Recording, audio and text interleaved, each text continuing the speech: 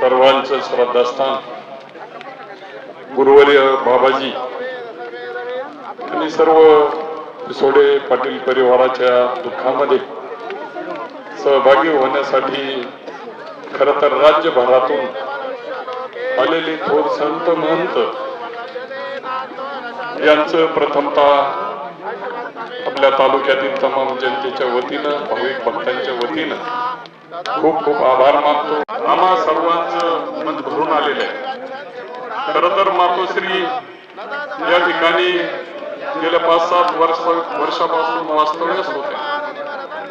इथं आल्यानंतर आईसाहेब फक्त पिसोडे परिवाराच्या राहिल्या नाही तर संपूर्ण दत्त भक्त परिवाराच्या आईसाहेब त्या मातोश्री झाल्या आणि म्हणून अतिशय एक इथं आल्यानंतर प्रत्येक व्यक्ती बाबाजींचं दर्शन दत्तात्रयाचं भगवान दत्तात्रयाचं दर्शन घेतल्यानंतर आईसाहेबांचं दर्शन घेतल्याशिवाय पुढे जात नव्हतं आणि म्हणून खरं तर अतिशय एक निरागस व्यक्तिमत्व मातोश्रीच्या रूपाने देवसाळ तालुक्याला त्या ठिकाणी पाहायला मिळालं।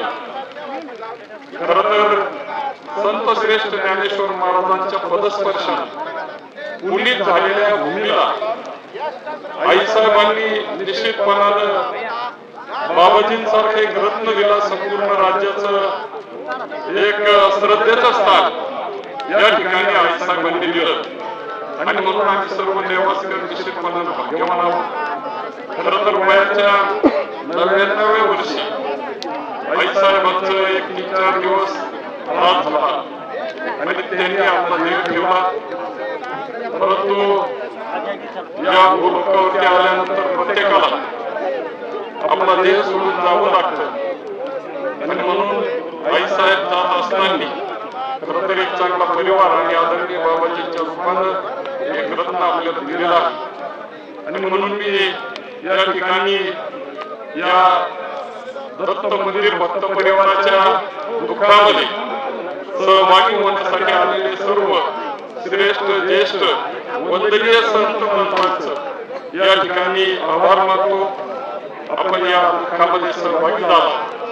त्याचबरोबर राज्यातून आलेले सर्व ज्येष्ठ श्रेष्ठ मान्यवर मोठ्या संख्येने उपस्थित असलेले माता भगिनी तमाम तरुण बांधव या सर्वांचं मी या ठिकाणी तालुक्यातील जनतेच्या वतीनं खूप खूप आभार मानतो। या ठिकाणी बाबाजींना आपण धीर दिला सर्वांनी त्याबद्दल आभार मानतो।